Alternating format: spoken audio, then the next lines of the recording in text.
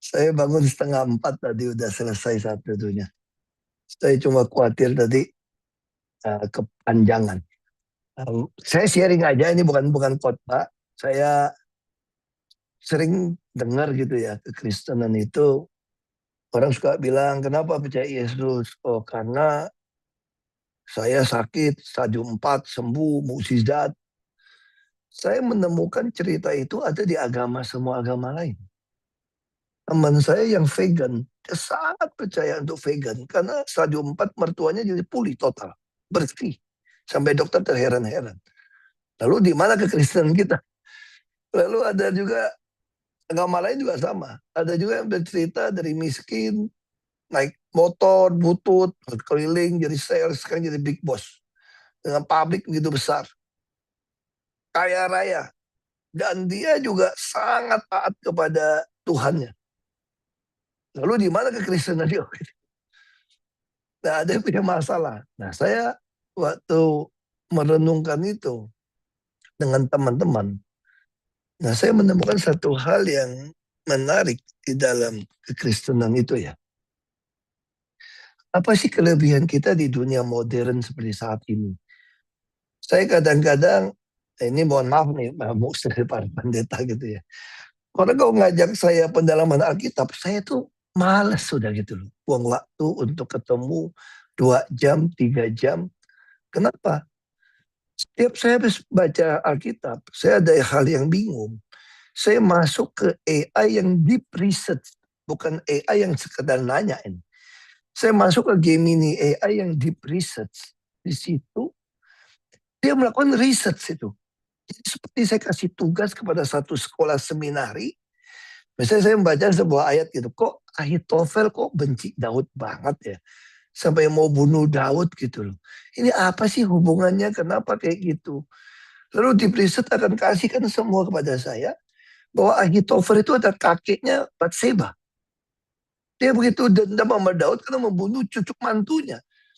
Dan misalnya contoh, saya bingung merangkum eh, kisah raja-raja, mana sih raja Israel, mana raja Yehuda yang takut akan Tuhan, yang hidupnya nggak benar, terus mana ibu suri yang nggak benar, permaisuri yang nggak benar, lalu yang mati umur berapa, naik tata berapa tahun, terus matinya kenapa, sakit atau dibunuh.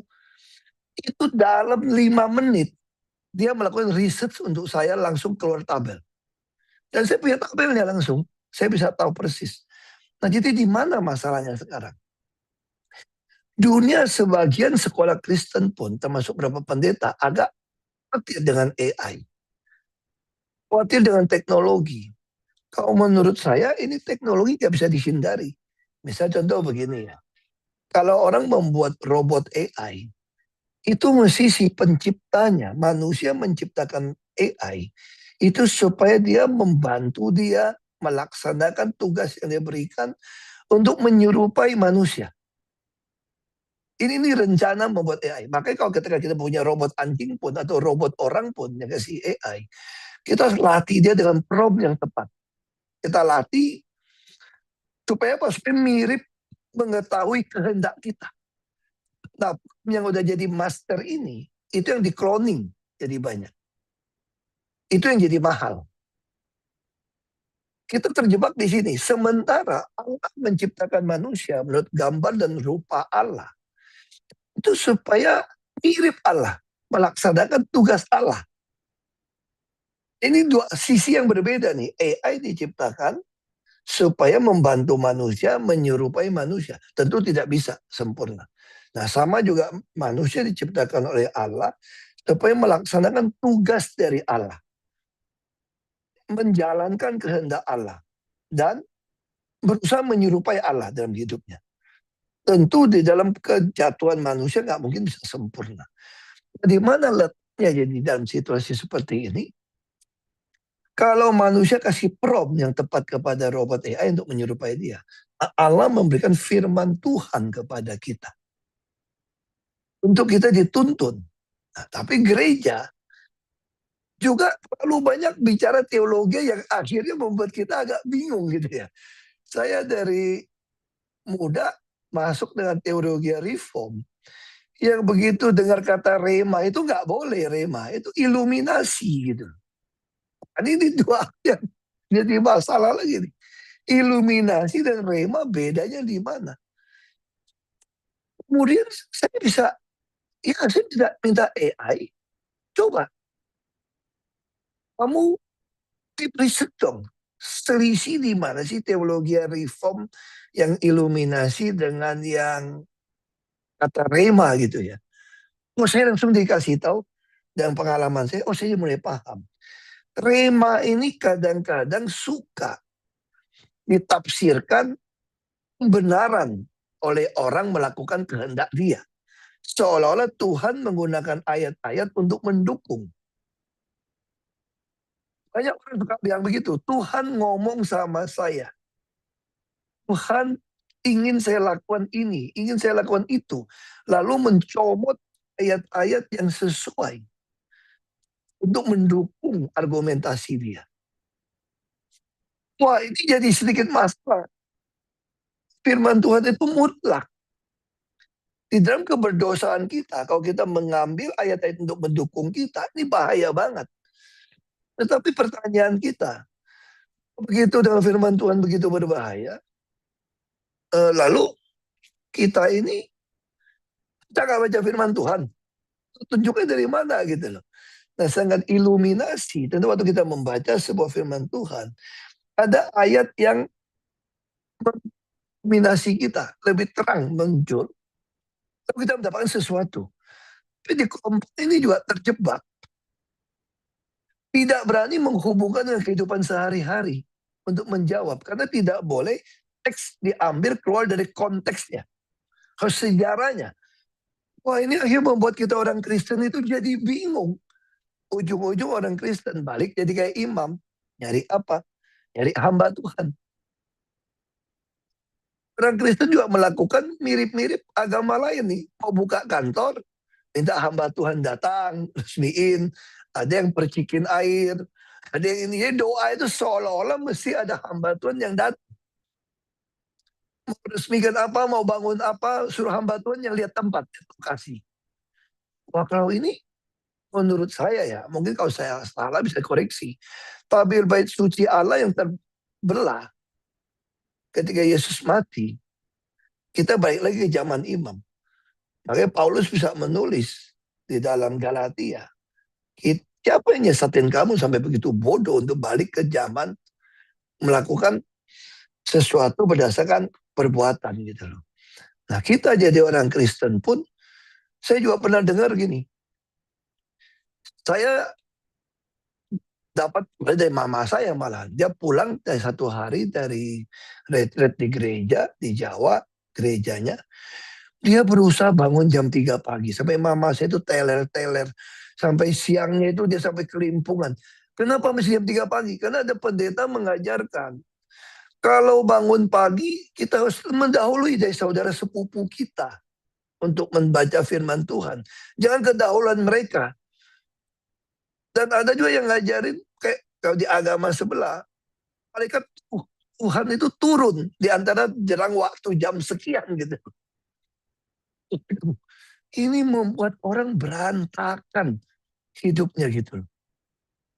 Lalu orang tanya sama saya, kamu juga lakukan tiap pagi bangun jam 4. Kalau saya mau penerbangan atau kayak jam 5 ada acara, saya berusaha bangun setengah 4. Saya pasang alarm.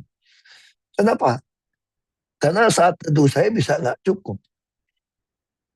Saya butuh 3 jam dari bangun tidur, olahraga, saat teduh sampai mandi, siap berpakaian, itu 3 jam. Nah, kadang-kadang saya sarapan di luar. Nah, saya kenapa bangun jam 4? Kan kadang-kadang saya mulai hari saya itu jam 7. Nah, saya berusaha akhirnya lama-lama jadi kebiasaan bangun jam 4. Bukan karena legalisme saya lakukan, bukan. Tapi karena saya tahu kalau saya udah bangun terlalu sibuk sampai malam, saya nggak ada lagi waktu teduh yang terbaik. Waktu bangun pagi itu waktu yang paling segar untuk saya mencatat apa sesuatu. Nah, ini dari mana dasarnya? Saya pernah dikasih, pendeta Fu juga kenal, saya jadi pendeta Harley ya, dia ngajar. Waktu dia masih praktek di gereja saya. masih bujangan, sama-sama bujangan. Dia kasih saya satu catatan kertas kecil. Dia bilang ini buku yang ditulis di abad keempat, tahun 300-an. Saya cek di AI ternyata memang ada. Apa isi buku itu? Isi buku itu ada dengan judul The Life of Moses. Ditulis oleh Santa de Gregory of Nyssa. Firman Tuhan yang dia baca itu apa? Itu bisa kita lihat, itu ada di Keluaran 33 ayat 11. Nah, di Keluaran 33 ayat 11 ini, saya bantu bacakan gitu ya. Dan Tuhan berbicara kepada Musa dengan berhadapan muka seperti seorang berbicara kepada temannya. Kemudian kembalilah ia ke perkemahan. Tetapi abdinya Yosua, tentu ini bin Abnon, seorang yang masih muda, tidaklah mendengar kemah itu. Terjemahan yang bahasa Inggris, saya dulu pernah pakai New Living Translation, itu saya suka terjemah itu. Enggak? Moses has a custom. Dia punya kebiasaan custom. Face to face, like with a friend.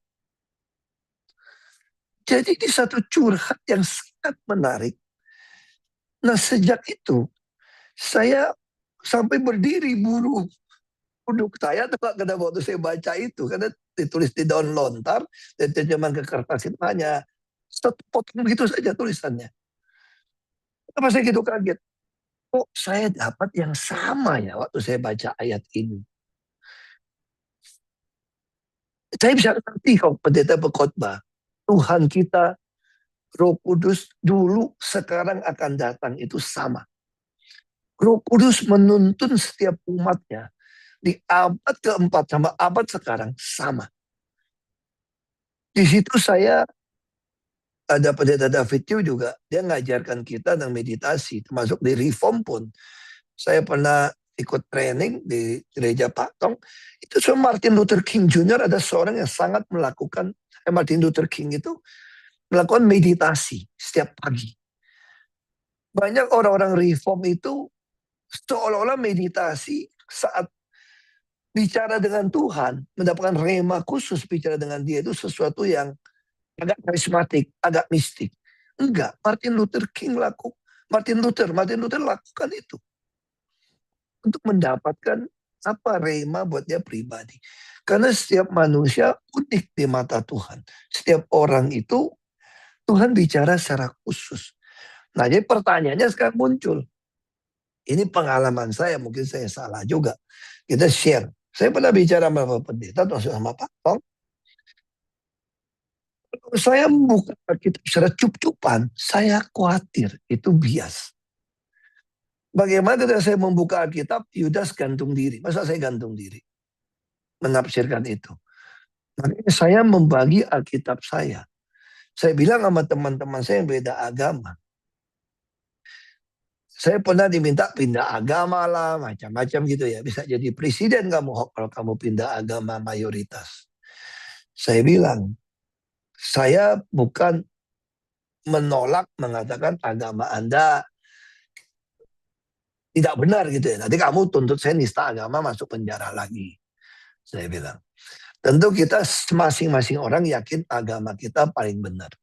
Dan saya tidak beragama, jujur aja. Kamu bilang saya beragama. Saya nggak beragama, saya hanya ikut Yesus. Orang yang bilang saya beragama. It's okay, saya bilang.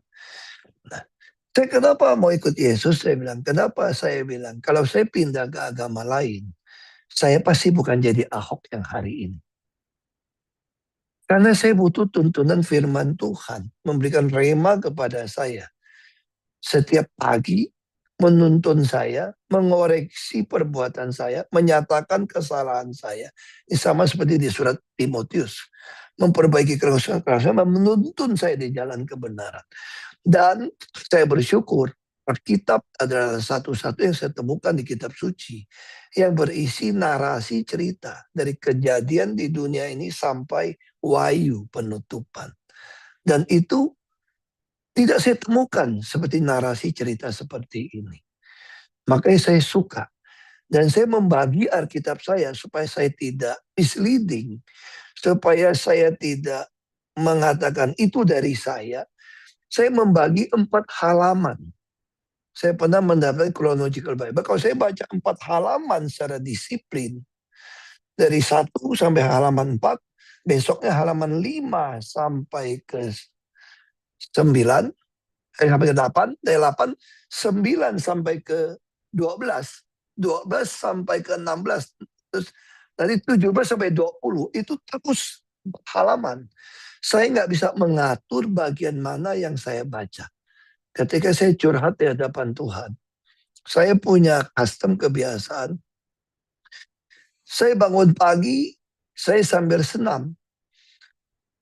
Ada satu aplikasi Alkitab yang saya sangat suka, Holy Bible. Holy Bible ini mengisi suara bukan oleh AI, tapi diisi suara dari orang. Maka ada beberapa bahasa yang belum sempat diisi, tapi beberapa bahasa udah diisi Holy Bible.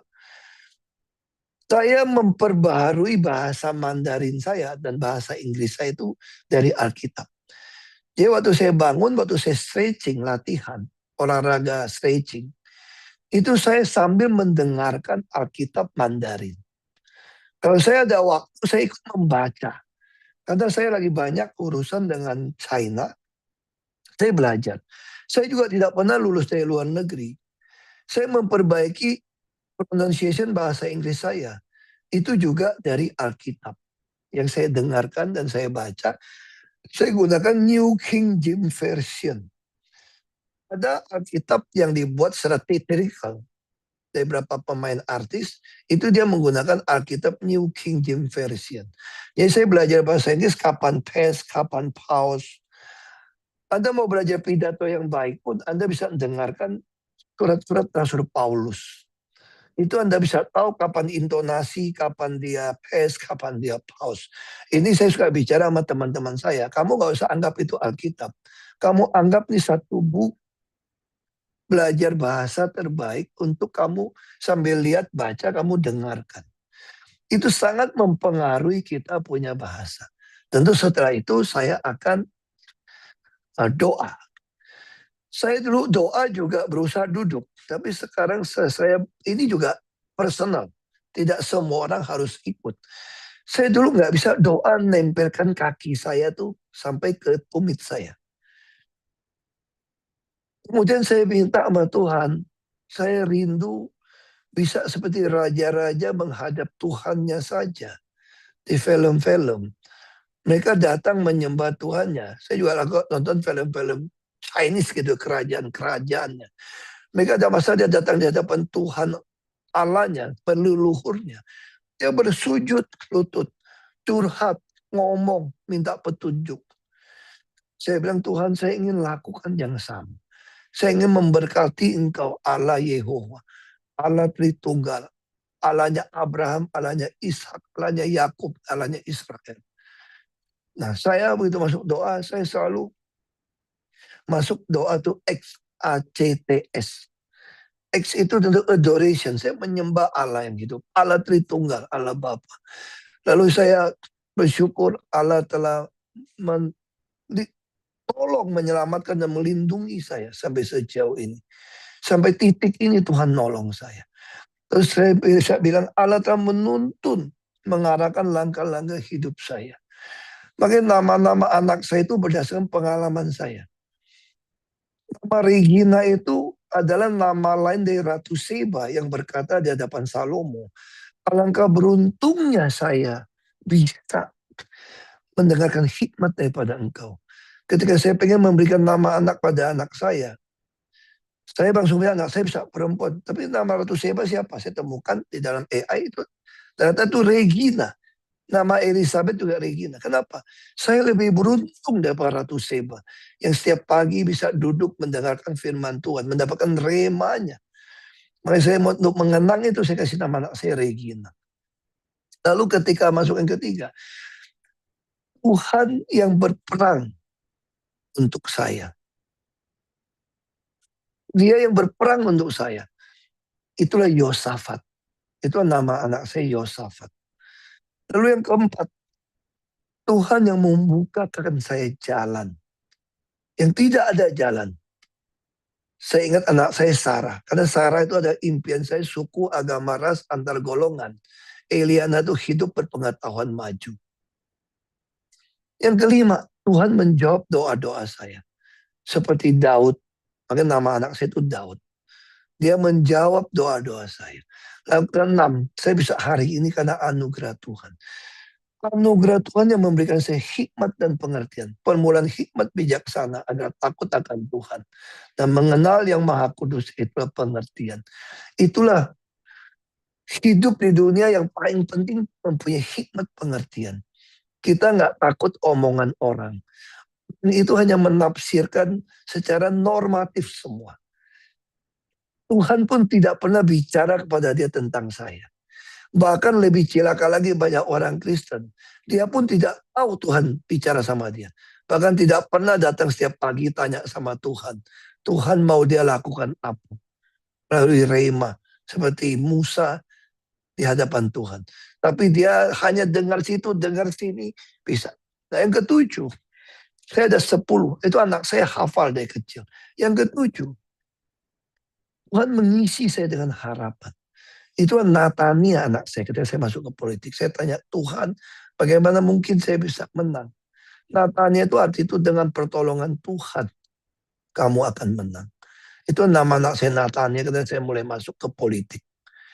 Dan yang ke-8, Tuhan menguatkan aku dengan kekuatannya. Itulah Nicholas. Nicholas itu adalah victory over people's heart. Jadi Nicholas itu anak pertama saya. Saya punya tenaga sebagai laki-laki. Itulah buah pertama. Saya pertama kali tidur dengan perempuan. Ngasihkan anak, ini kekuatan. Anak sulung saya. Itulah Nicholas. Dan yang ke-9. Saya memahami berkat Tuhan. Tuhan memberkati kita dengan hal-hal yang baik. Saya sebut nama istri saya. Berkat Tuhan yang menjadikan kaya. Istri yang berakal budi pun adalah anugerah Tuhan. Dalam satu pergumulan yang sangat berat. Di dalam ikut Tuhan pun, saya pun tanya, Tuhan kenapa Salomo gitu hebat bisa jatuh? Orang raja bisa jatuh. Nah terus saya riset. Kekristenan itu membutuhkan setiap hari. Panggilan kita itu harus ada tanggung jawab. Orang bisa jatuh dalam kesibukan ketika tidak mau membaca firman Tuhan. Suami istri harus minum air karang, makan mana yang sama. Kita setiap hari harus doa bersama, firman Tuhan bersama. Karena panggilan Tuhan ini untuk panggilan seluruh keluarga. Kalau kita tidak mau ikut, dengan berat hati bisa lepas. Nah yang ke-10, Tuhan ada Tuhan yang setia. Kita harus selalu kembali kepada Tuhan. Tuhan kita ada Tuhan yang setia. Nah sebagai penutup, saya kasih contoh, orang tanya sama saya. Kenapa kamu berhenti dari Pertamina? Saya tentu tidak mau berhenti. Gaji baik, semua baik. Saya melakukan hal yang baik, penghematan, optimalisasi biaya. Pak Jokowi dari janjikan dirut, mundur-mundur, Pak Luhut minta saya mundur terus. Sampai satu hari tahun 2023, dia minta saya jadi dirut. Saya bilang sudah tidak mau lagi, nggak apa-apa paksa. Terus ditahan lagi, 2 minggu tidak diputuskan. Akhirnya ada deal tanpa secara halus. Saya harus mendukung Pak Prabowo. Saya dijadikan dirut, saya dijadikan menteri setelah Pak Prabowo naik. Ya tentu saya mau sebagai manusia. Saya bisa cari alasan. Lebih baik di dalam pemerintahan daripada di luar.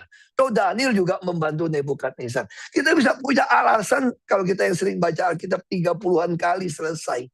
Saya bisa cari ayat yang paling tepat untuk menjawab semua argumentasi Anda. Untuk menyatakan keinginan saya. Saya bisa cari ratusan ayat untuk mendukung saya. Apalagi kalau dengan bantuan AI. Tapi bukan begitu caranya. Dan pergumulan saya perlu datang curhat sama Tuhan. Dan pagi itu, di Januari itu, Kebetulan saya baca Kejadian. Hari ini saya sudah masuk ke Ayub pasal 2. Hari itu saya dapatkan cerita di Kejadian itu. Tuhan bilang gini sama Musa. Bukan di Kejadian, ditawari apa itu Kejadian nggak usah. Saya lupa ayatnya. Kejadian apa keluar. Kamu kelamaan di atas gunung ini. Sekarang kamu harus turun. Karena di bawah sudah kacau balau. Sudah gak sesuai aturan. Kira-kira diterjemahkan seperti itu. Saya selalu pakai bahasa Inggris kalau saya baca Alkitab saya. Dan bahasa Alkitab saya itu punya catatan samping. Ada note, ada halamannya saya suka. Untuk saya tulis. Di situ saya dapatin apa? Saya bukan cuma naik jadi dirut. Bukan juga stay di komod. Tapi saya harus turun.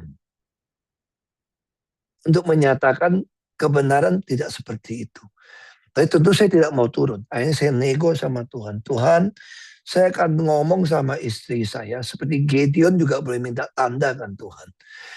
Saya tunggu istri saya selesai saat teduh dulu. Saya selalu bilang sama istri saya.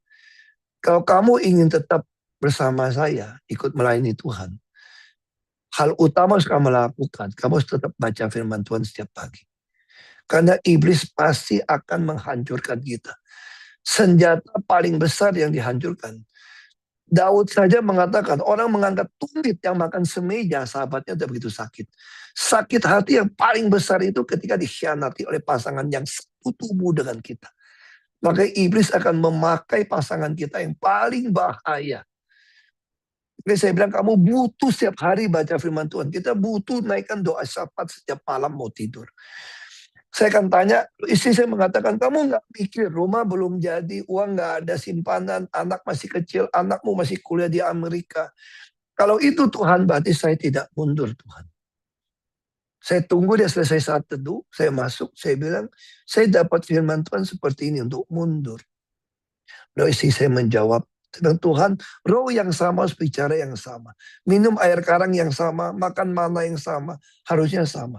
Lalu puji Tuhan istri saya jawab, kalau itu dari Tuhan kita harus ikut.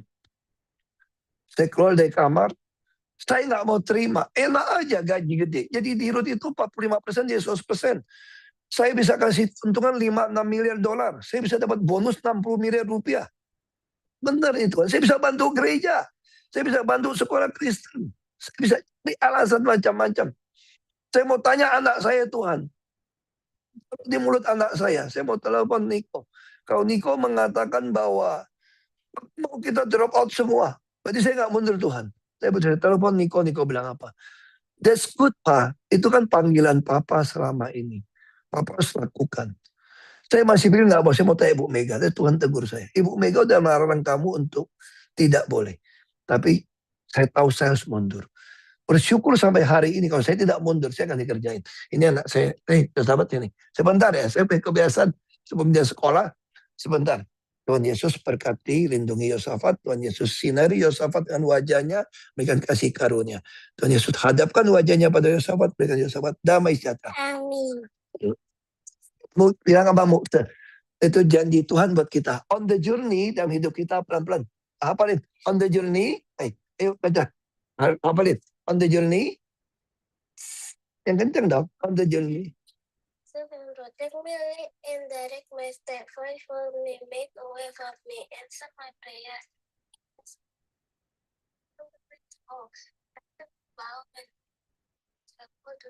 Amin. Itu janji Tuhan buat hidup kamu, perjalanan hidup kamu. Oke, saya kira itu aja bisa sharing saya pada Bapak Ibu. Saya setiap pagi anak-anak sebelum sekolah saya berkatin seperti di Keluaran. Tuhan memberkati, lindungi. Semua anak harus keluar kita berkatin. Kita yuk berkatin, lindungi bangsa kita. Itu doa kita setiap hari. Itu aja Musa. Terima kasih memberkati, melindungi kita semua. Amin.